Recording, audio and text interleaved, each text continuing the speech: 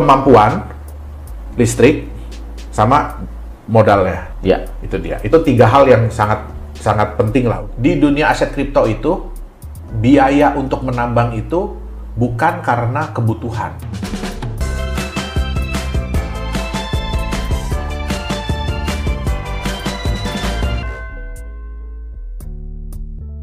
Hai, saya Tom MC Flip, founder Top Watch Indonesia. Kita hari ini akan membahas mengenai gimana cara menambang koin-koin yang saat ini sedang booming dan bagaimana caranya Anda bisa memiliki pertimbangan-pertimbangan agar Anda tidak salah dalam memilih keputusan. Ya, jangan-jangan nanti keluar duit udah besar tapi ternyata tidak mampu memberikan return yang Anda harapkan. So, kita masih bersama Pak Yohanes. Pak Yohanes, jadi kalau bicara tentang mining, apa sih langkah-langkah yang harus diambil untuk melakukan mining? Jadi yang pertama adalah tentu saja memilih perangkat yang tepat. Perangkat. Apakah kita mau pakai GPU, video card ya biasa kalau Yeah. disebut itu video card, atau kita mau pakai alat yang memang dedicated untuk mining, yaitu ASIC. Ada beberapa aset kripto itu yang memang tidak bisa di mining dengan teknologi ASIC. Ya, dulu itu Ethereum nggak bisa dengan teknologi ASIC, jadi harus pakai GPU. Tapi sekarang sudah mulai ada alat-alat ASIC nih yang dibuat untuk Ethereum. Jadi yang pertama kita harus lihat itu dulu, coach. Ya, alatnya dulu. Setiap alat itu punya hash rate, jadi berapa besar kemampuan mereka dalam mengelola data, mengelola perhitungan. Hash rate ini sangat penting karena di mining itu kita berkompetisi. Siapa yang memiliki hash rate paling besar, dialah yang paling punya peluang untuk menang. Nah, terus yang kedua adalah yang harus kita lihat listrik. Ya, biaya listrik. Kenapa? Karena ini rata-rata mesin-mesin ini ya, itu listriknya besar. Nah, bisa minimum itu 1000 watt, ada yang sampai 2500 sampai 3000 watt satu mesin. Nah, terus problem yang ketiga adalah mesin ini panas. Panas dan bising. Ya, jadi kalau Coach Tom nanti boleh kita ajak ya ke tempat kita lihat mesin ASIC. Itu suaranya udah kayak suara turbin. Ya, satu aja udah berisik. Apalagi bisa dibayangkan kalau tempatnya besar, jumlahnya banyak. Nah, panas. Nah, panas ini harus bisa dikelola dengan baik. Kenapa? Alat-alat ini ya sangat sensitif terhadap panas. Jadi ada panas maksimum yang bisa ditolerir. Nah, kalau nggak apa dia? Rusak alatnya. Alatnya rusak. Nah, karena gini, kebanyakan alat-alat itu dia punya sirip pendingin ya, kalau kita bilang sirip pendingin. Nah, sirip pendingin ini ditempelin di IC-nya. Nah, dan IC ini nempelnya biasanya cuma pakai lem. Nah, jadi kalau panasnya berlebih, biasanya ini copot, coach. Sirip pendinginnya kok copot. Nah, begitu sirip pendinginnya copot, dia nggak ada sirip pendingin. Nah, ini kan otak. Betul. Nah, kita sendiri tahu kan kalau manusia juga kalau panasnya berlebihan, kan yang paling takutin ya kalau apalagi anak-anak ya, kalau demamnya berlebihan adalah apa? Sel-sel otaknya ada yang rusak. Nah, sama dengan ini. Nah, jadi musuh utamanya itu adalah panas sama debu. Nah, sehingga ya mungkin kadang-kadang kita harus pakai AC. Berarti tempat harus tertutup. Betul. Dan bersih. Perlu ada yang ngawasin ya. Perlu ada yang ngawasin. Ya. Jadi kalau cara menambang setelah kita punya alat, lalu apa yang akan menghubungkan alat ini kepada blockchain dari koin tersebut? Ya, Jadi ada 2 cara, coach, untuk mining itu. Kita mau solo mining, kita punya perangkat, akan kita hubungkan langsung ke network dari blockchain yang kita mau mining. Atau kita mau namanya pool mining. Nah, pool mining itu jadi ada perusahaan atau ada organisasi, ada kelompok orang yang mereka berkomitmen bersama-sama nih. Jadi kayak kita itu menyewakan kepada mereka. Kita punya power dari kita punya alat. Nah, perbedaannya gini, kalau kita solo mining, kita akan dapat reward itu kalau kita benar-benar kitanya dapat 1 blok. Jadi kita full dapat rewardnya. Tapi kalau di pool mining, kesempatan kita untuk dapat lebih besar. Kenapa? Karena kan udah ngumpul nih, powernya kan udah ngumpul. Ya, sama kayak ibarat kata gini, kalau kita mau narik sesuatu, kita pakai mobil kita sendiri, sama kita narik sesuatu pakai mobilnya rame-rame. Nah, kemungkinan kita dapat lebih besar. Tetapi di pool mining, ya kita share. Jadi contoh misalnya Coach Tom punya power mining 11 terahash, ya 10 terahash lah. Terus kekuatan total dari tempat itu 1000 terahash. Berarti Coach Tom punya share itu adalah 1%. Jadi kalau pool mining ini dapat, si pool miners ini dapat 1 blok, dia akan bagi. Dikurangin komisi dari si pool miners. Oke. Ya. Saat ini sih mayoritas ya kalau kita individual dengan alat yang terbatas, ya kita biasanya bergabung ke pool miners. Itu berlaku untuk semua koin yang top ya Coach ya. Oke. Jadi ada juga orang-orang yang mencoba gini, selama algoritmanya sama, ya selama algoritmanya sama, contohnya kan Bitcoin, dia SHA 256, turunan Bitcoin kan banyak yang ngikutin. Litecoin itu kan pakai script, turunannya kan banyak. Jadi miners ini juga sekarang mulai beralih. Jadi misalkan, aduh saya mau bersaing di mining Bitcoin agak susah ya. Akhirnya mereka mencoba untuk mining koin-koin yang lain dengan algoritma yang sama, dengan enkripsi yang sama tipenya. I see. Ya. Itu bisa tuh ya? Bisa, selama tipe enkripsinya, tipe algoritmanya sama. Oke. Kalau begitu, mana yang lebih menguntungkan? Sebenarnya sih bergantung ya Coach ya. Jadi mungkin kalau di Bitcoin ya kita mungkin dapatnya kecil, tapi karena harga Bitcoinnya udah tinggi, ya value-nya besar, ya bisa mengcover. Oke. Kalau untuk kita di yang sejenis lain, mungkin dapatnya banyak. Tapi karena value-nya masih rendah, ya jadi plus minus. Oke. Kita kembali kepada investment atau keuntungan dari menambang koin ini. Otomatis kan kalau saya menyimpan koin, lalu kemudian koinnya naik, lalu kemudian kita jual, kita dapat untung. Betul. Investasinya itu apa saja dan berapa besar? Oke. Yang pertama, ya tadi mesin. Ya, mesin ini sangat bervariasi, Coach. Harga GPU berapa? Harga GPU itu ya mulai dari 7 juta sampai sekarang itu ada yang hampir 60 juta. 60 juta? Iya. Oke. 7 juta itu sudah bisa dipakai? Sudah bisa dipakai. Minimum punya ya? Betul. Sangat minimum? Sangat minimum. Nah, kalau misalnya, oke deh, saya nggak pakai buat Bitcoin, saya pakai buat Ethereum. Itu masih oke? Untuk harga sekarang masih oke, Coach. Untuk harga sekarang masih oke? Harga sekarang masih oke.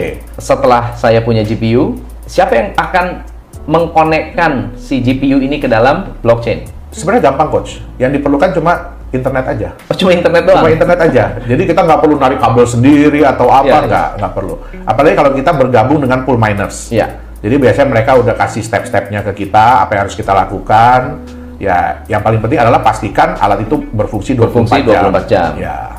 Oke, berarti aman lah ya. Jadi kalau pool miners siapa saja sekarang kalau banyak banget, Coach. Banyak banget sekarang pool miners. Ada contoh? Jadi kalau kita lihat populer, ada NiceHash.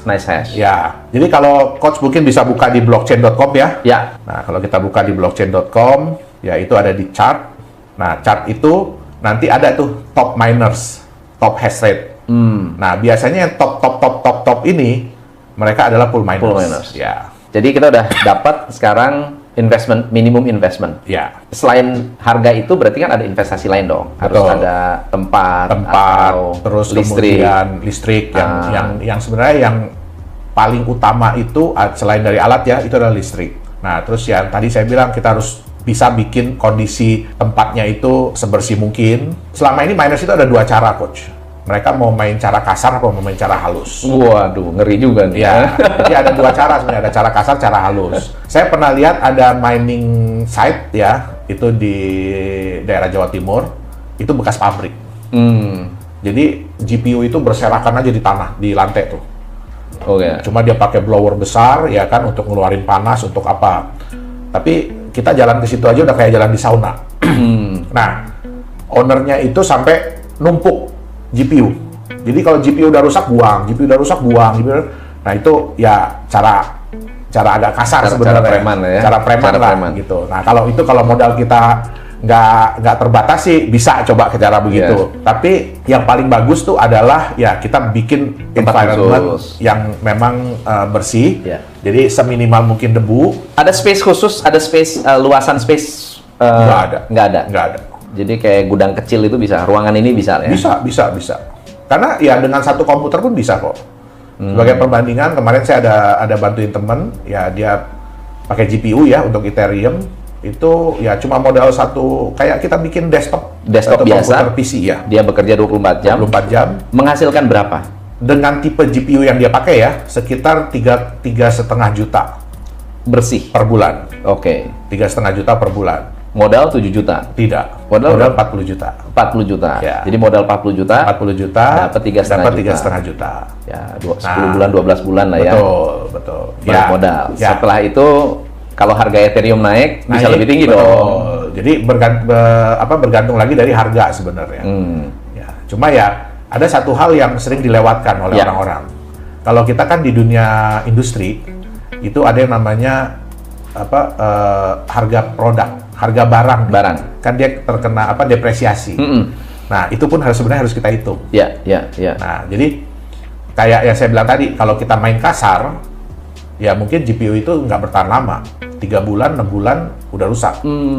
Nah, tapi ya kalau kita bisa maintenance-nya bagus, ya otomatis biayanya kan nambah. Ya kan? Nah, ya itu mungkin bisa bertahan sekitar 2 tahun lah. Kenapa? Karena kemampuan GPU itu pun semakin lama akan semakin turun.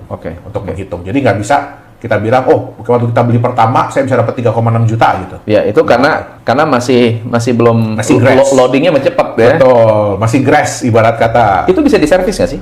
GPU itu bisa diservis, Coach. Tapi kadang-kadang biaya servisnya hampir sama kayak beli baru. Iya. Ya. Oke. Hampir sama kayak beli So, baru. jadi itu potensi pendapatan. Betul. Dengan modal 40 juta plus.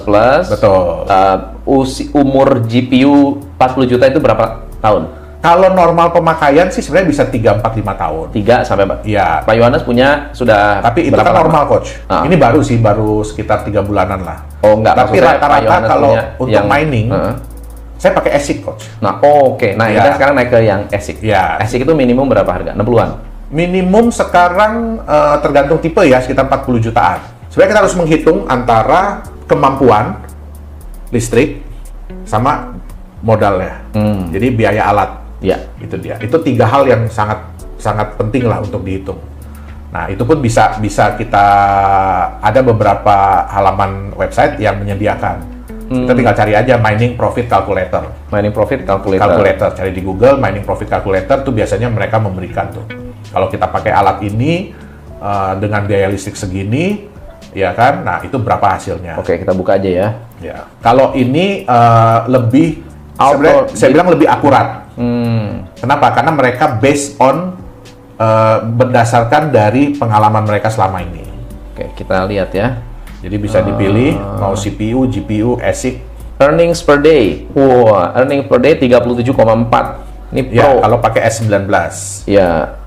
Oke, ASIC ya. Ya, betul. $37 belum dihitung dengan biaya listrik. Oke. Ya. Ya, not bad lah. Ya. $28 per day. Per day. Ya kan? ASIC ini sebenarnya lebih riskan. Ya, tadi yang saya bilang itu, Coach. Bisa jatuh satu siripnya. Jadi biasanya ASIC itu dia ada 3 sirip, 3-4 sirip. Satu sirip ini tuh isinya berapa IC tadi yang saya bilang. Kadang-kadang kalau satu jatuh, itu nyusul nanti. Jadi yang in between berarti yang tengah-tengah bisa pakai GPU NVIDIA, ya. GPU ya. Lebih bisa ke pakai GPU NVIDIA, ya. Atau AMD, Radeon. Dapat $12 per hari. Ya. Harga Nvidia berapa? Ini tergantung ini ya, tergantung supply and demand ya. Betul. Nah, ini yang kadang-kadang agak menyedihkan, Coach. Ya, karena kita sendiri pun, ya karena saya pun kan ada ngembangin software ya, software developer, kita juga sering bikin video apa. Jadi kadang-kadang kita juga sedih, Coach. Karena meningkatnya permintaan GPU ini, sampai-sampai GPU yang normal kita mau pakai buat bukan mining pun, ya mau nggak mau harganya jadi ikut naik. Iya. Ya, dan itu lumayan jauh ya dibanding dengan harga normal dulu ya. Benar. Itu lumayan jauh. Ada nggak teknisi khusus atau konsultan khusus yang membantu dari sisi mining? Ada. Sebenarnya tapi mereka lebih ke freelance ya. Ya, jadi sebenarnya hampir semua praktisi IT mereka bisa untuk men-setup, memonitor dari mining ini. Jadi rekomendasi untuk mining sebetulnya masih menguntungkan asal mengerti tekniknya. Betul. Asal pilih produk yang tepat. Benar. Memilih produk yang tepat supaya tidak salah memutuskan. Betul. Sekaligus kita juga harus tahu konsekuensi tentang balik modalnya itu kapan dan berapa lama. Betul. Oke. Nah, kalau istilah kita jalan ya berani nekat aja, yang mana yang bisa dibilang untuk beginners? Untuk beginners, untuk belajar ya. Yeah. Ini para beginners. Gimana kita bisa modal berapa Yang paling realistis ya? Yeah. Mungkin nggak mau terlalu nggak terlalu jelek banget juga jangan, ya kan? Tapi ya jangan sampai nunggu tapi juga nggak lama. harus nggak harus sampai ratusan juta gitu. Mungkin sekitar di angka 20 jutaan, Coach. Oh, 20 jutaan masih bisa. Mungkin di angka 20 jutaan. Oke. Ya, itu masih bisa ya. Mungkin kita kalau bilang balik modal ya, sekitar 1 tahun lah. 1 tahun. 1 tahun. Ya, tapi ya itu tadi dengan perawatan yang cukup. I see. Ya, jadi paling enggak ya mungkin sebulan sekali dibongkar, dibersihin, ya kan, debu-debunya disedot, dihilangin. Terus juga ruangannya jangan terlalu panas. Buat yang punya modal lebih baik langsung main rig aja. Main rig, betul. Ya, daripada nanggung-nanggung ya. Betul. Langsung 5, 10 Betul. GPU. Ya. Lebih worth it ya, karena Lebih worth it. capeknya sama. Capeknya sama, betul. Ya. Kita perlu bahas mengenai risiko. Siap. Ya kan? Berarti kan Ya. jangan lihat untungnya doang nih, Betul, teman-teman. betul. Jangan lihat untungnya doang, banyak risikonya. Ya. Apa saja risiko-risiko yang harus Anda pertimbangkan Betul. untuk cuan dari mining. Kita akan ngobrol tentang masalah-masalah tentang mining yang jarang sekali dibahas, sehingga ketika Anda melakukan mining lalu kemudian merasa bahwa saya awalnya kok janjinya manis banget nih, tapi ternyata ada masalah-masalah yang tidak dibahas sebelum kita melakukan investment. Nah, ini yang akan kita bahas. Sebetulnya ada risiko apa sih kalau kita berbicara tentang mining atau kesulitan-kesulitan dari praktisi yang pengalaman seperti Pak Yohanes? Apa kira-kira? Oke. Jadi tantangan yang paling utama sebenarnya adalah volatilitas dari harga asetnya itu sendiri, Coach. Oke. Ya, karena kita nggak pernah bisa menduga kapan dia akan naik atau kapan dia akan turun. Oke. Nah, jadi seperti tahun 2019 ya kalau saya nggak salah, 2018-2019 kan Bitcoin itu lumayan jatuh ya, bahkan sampai bottom low waktu itu ya. Benar. Nah, jadi termasuk saya sendiri pun akhirnya memutuskan untuk kita stop mining dulu deh. Oke. Nah, jadi itu adalah masalah yang paling utama. Oke. Terus yang kedua adalah maintenance. Nah, seperti saya bilang tadi, jadi bukan berarti kita beli alat ini, tinggal colok, pasang internet, sambungin, selesai tinggal. Nggak bisa. Anggap kita ini seperti punya sebuah usaha, seperti punya pabrik. Ya, jadi tetap harus dijaga, tetap harus di-maintain, ya kan, dipantau. Nah, yang ketiga tentu saja persaingan. Oke. Jadi di dunia aset kripto itu biaya untuk menambang itu bukan karena kebutuhan. Ya, bukan karena ya memang harus segitu. Contohnya saya bilang tadi sama Coach Tom, kalau kita mining terus semua orang matiin, ya kan, cukup dengan satu CPU aja, Coach Tom udah bisa mining, udah bisa ngejalanin Bitcoin. Jadi bukan berarti tambah lama semakin sulit. Oke. Ya, tapi karena persaingannya tambah besar. Jadi otomatis nggak bisa dijadiin patokan kayak tadi ya, kita hitung dapat sekitar $37 gitu ya. Nah, begitu mulai banyak kan di mana ada gula, di situ ada semut. Semakin manis gulanya, semakin semut datang banyak. Nah, sama kayak itu. Jadi salah satu yang terberat adalah juga kalau persaingan itu semakin tinggi. Berarti jumlah yang kita dapatkan semakin sedikit. Iya. Sedangkan jumlah yang keluar per blok kan tetap sama. Nah, jadi kita harus memantau terus perkembangannya. Ya, kita juga harus memperbarui alat-alat kita. Kalau memang kita ingin menjadi serious miners. Ya. Jadi yang memang benar-benar jadikan profesi. Terus yang kita tahu lagi sekarang kan mulai banyak negara-negara yang Melarang. melarang Kenapa tuh? mining, ya. Karena mining ini memakan banyak energi. Oke. Ya, memakan banyak energi. Kostom bisa bayangin satu alat yang saya bilang ASIC tadi bisa 2200 watt contohnya lah. Itu kan udah satu rumah, Kostom.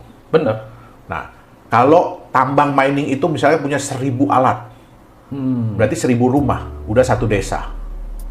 Nah, sedangkan yang kita lihat begini, kalau kita bangun pabrik, contohnya kita bangun pabrik, kita pakai listrik untuk menghasilkan produksi yang sekian, Ya. ya, X produksi. Begitu kita nambah listrik, kenapa kita nambah listrik sih? Karena kita mau meningkatkan kapasitas produksi. Berbeda dengan sistem mining. Berbeda dengan sistem mining. Ya. Ingat tadi, biaya itu muncul, kebutuhan listrik itu muncul karena persaingan. Betul. Nah, ya wajar lah Kostom. Maksudnya, ya negara juga melihat, Anda pakai listrik ini untuk apa sih sebenarnya? Benar. Gitu loh. Anda pakai listrik yang segini banyak untuk apa? Sedangkan, ya maksudnya hasilnya sama aja. Kenapa miners itu meningkatkan jumlah? Karena persaingannya tambah tinggi. Mau nggak mau mereka harus ningkatin. Benar. Gitu. Sedangkan mungkin hasilnya sama aja. Gitu. Hasil yang didapatkan mungkin sama aja. Nah, ya wajar. Apalagi ya kalau kita lihat kan sekarang Cina kan mulai nge-ban. Betul. Ya. Cina itu tidak melarang orang-orangnya untuk punya aset kripto, tidak. Nah, tapi ya kita bisa bayangkan satu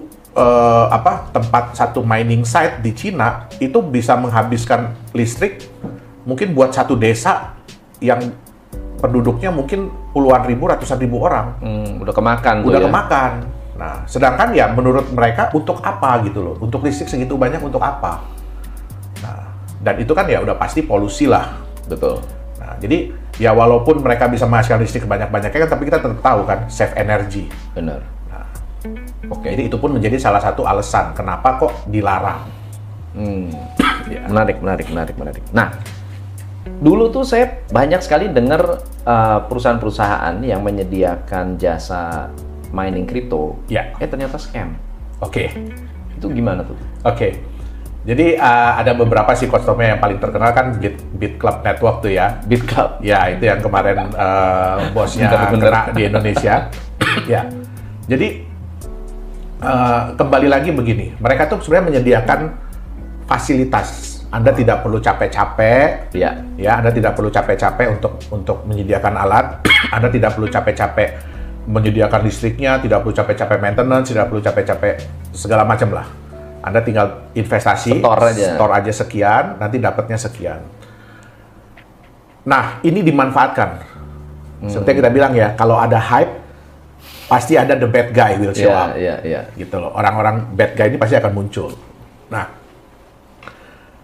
ada yang benar Kostom. Jadi bukan berarti semuanya nggak benar ya. Ada yang benar kok, kayak Genesis Mining ya, itu memang mereka komitmen. Jadi ya kita beli alat dengan mereka taruh alatnya. Dan itu biasanya mereka kasih kita semacam sertifikat atau serial number bahwa ini adalah alat kita dan kita bisa pantau alat itu gitu loh. Nah, itu yang benar sebenarnya. Ya, itu yang benar. Nah, kalau kita mau ngelihat dari itu istilahnya sih cloud mining ya mereka bilang. Cloud mining. Nah, yang nggak benar tuh seperti apa? Sebenarnya kita bisa menghitung, Coach Tom. Ya, jadi mereka kadang-kadang gini, Anda bayar sekian dapat berapa hash power. Nah, nanti Anda dapat sekian. Kan tadi ada tuh kostum kalkulator tuh. Masukin aja. Masuk di akal nggak apa yang mereka berikan ini? Gitu loh. Masuk di akal nggak nih? Kok saya udah beli alat sendiri aja segala macam, dapatnya rata-rata sekian. Ya kan? Nah, tapi kok mereka dapatnya sekian? Nah, terus tadi kayak di blockchain.com kan ada tuh yang top miners. Betul. Nah, rata-rata mereka itu mengklaim bahwa mereka ini adalah top miners. Nah, kita bisa hitung kok. Di situ kan biasanya kelihatan ada berapa hash power mereka kan. Tinggal dibagi aja berapa mesin. Nah, selama ini mereka ngeklaim mereka punya berapa mesin. Betul. Nah, jadi ya memang kita harus sangat hati-hati dengan penawaran begitu. Ya kan, ada istilah kan Kostom too good to be true. Iya. Terlalu bagus. Terlalu hebat untuk dibilang benar. Gitu loh. Jadi sebenarnya semua itu kembali lagi ya kita harus riset. Ya kan, kita harus riset berapa sih sebenarnya hasil yang bisa didapatkan secara wajar dan selama ini ya kan dibanding dengan mereka. Nah, kadang-kadang mereka juga Mau harga naik turun, apalagi kalau gini Kostom, mereka itu memberikan dalam bentuk US dollar. Jadi mereka bukan memberikan dalam bentuk koinnya sendiri. Iya. Contoh kan, ya kalau kita mining kan kita nyimpan Ethereum, kita dapatnya harus Ethereum. Betul. Nah mereka tuh rata-rata US dollar. Dan yang dijanjikan tuh fix. Padahal yang kita tahu kan, harga berubah-berubah. Nah, up and down harga, up and down hasil. Benar. Belum tentu tiap hari kita dapat blok gitu loh. Iya. Jadi ya kita tetap harus melakukan riset sebelum kita menggunakan jasa-jasa seperti itu.